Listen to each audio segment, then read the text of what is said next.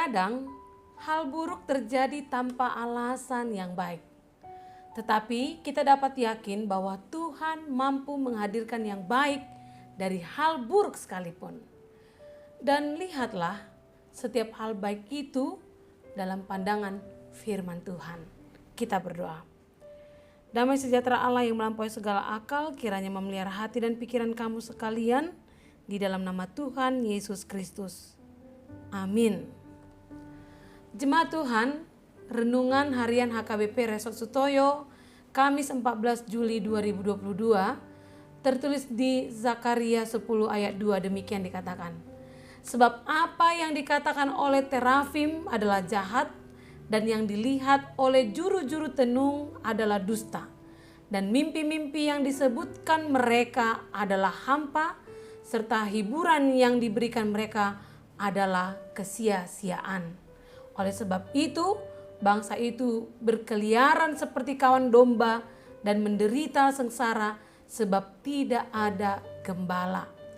Di dalam bahasa Batak dikatakan, ai aka gana-ganaan maka tahun gap-gap, jala aka pangaruding manodungi si pauto-oto, jala nipi aka naso gabeak di hatahon nasida.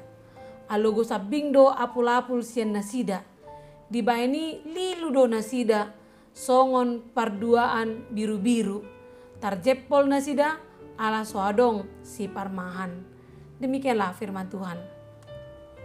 Jemaat Tuhan, suatu ketika ada seorang mahasiswa diajak oleh temannya untuk bertanya tentang masa depannya kepada seorang peramal yang telah banyak meramalkan masa depan orang lain. Dan ketika ditanya tentang masa depan si mahasiswa, si peramal menjawab bahwa di masa depan si mahasiswa itu akan menjadi dokter yang terkenal. Mendengar itu, temannya yang mendampingi si mahasiswa tadi merasa sangat senang sekali. Namun tidak demikian dengan si mahasiswa. Justru dia cemberut dan raut wajahnya menunjukkan rasa tidak senang. Temannya yang mendampinginya pun bertanya dan kebingungan. Padahal ramalan tadi dianggapnya adalah ramalan yang menggembirakan.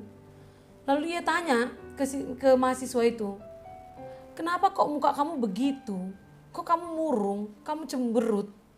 Dengan suara yang kesal dia mengatakan, "Peramalmu itu payah. Masa saya kuliah di Fakultas Teknik IPB, tapi diramal akan menjadi dokter?" Dia katakan begitu. Begitulah dukun atau paranormal, mereka hanya berusaha menyenangkan keinginan manusia, namun cuman hayalan dan sementara saja. Jadi jangan pernah mendatanginya, apalagi mempercayai ucapannya. Di budaya timur biasanya kental dengan budaya yang bernuansa mistik. Ketika mereka meminta sesuatu, mereka minta kepada orang pintar atau dukun. Meminta hujan pada pawang hujan. Ketika minta panen yang berlimpah, mereka mengadakan budaya pesugihan. Demikian juga yang terjadi pada bangsa Israel pada zaman Nabi Zakaria. Oleh karena itu Tuhan menegur mereka melalui nas renungan kita hari ini. Dalam renungan ini yang dikatakan terafim, juru tenun dan orang pintar yang kita bisa sebut di zaman kita ini adalah orang jahat, paranormal, dukun. Karena itu menjauhkan manusia dari Tuhan. Tuhan digambarkan seperti gembala dan umatnya sebagai domba. Di mana-mana domba membutuhkan gembala. Namun bagaimana jika gembala itu tidak mau digembalakan oleh sang gembala? Mereka lebih memilih gembala yang lain yang salah, yang mengaku lebih pintar, maka mereka akan semakin jauh dari Tuhan yang adalah gembala sesungguhnya. Sebagai orang percaya kita harus meyakini Tuhan sajalah sumber pertolongan, pimpinan dan kebenaran yang mutlak dan sebagai sumber seluruh berkat dalam kehidupan kita. Oleh karena itu kita tidak boleh mencari berkat dari orang pintar, peramal, juru tenun dan sebagainya. Sebab semuanya itu melanggar firman Tuhan. Sebagai orang percaya, andalkanlah Tuhan saja dalam kehidupanmu. Sebab mengandalkan orang pintar adalah kesia-siaan. karena mereka juga adalah orang biasa. Mereka juga tidak bisa menyelamatkan dirinya sendiri. Oleh karena itu, jika membutuhkan pertolongan dan bimbingan, mintalah hanya kepada Tuhan saja. Dan bimbingannya dapat kita peroleh hanya dengan memberi waktu kita setiap hari membaca dan merenungkan firman-Nya. Sehingga kita tahu bertindak dan memutuskan apa yang dapat kita lakukan dalam kehidupan ini yang tentunya seturut dengan kehendak Tuhan. Dan jangan pernah lupa memohon dalam doa akan setiap beban kita, pergumulan kita, penyakit, masa depan, atau apapun yang kita butuhkan.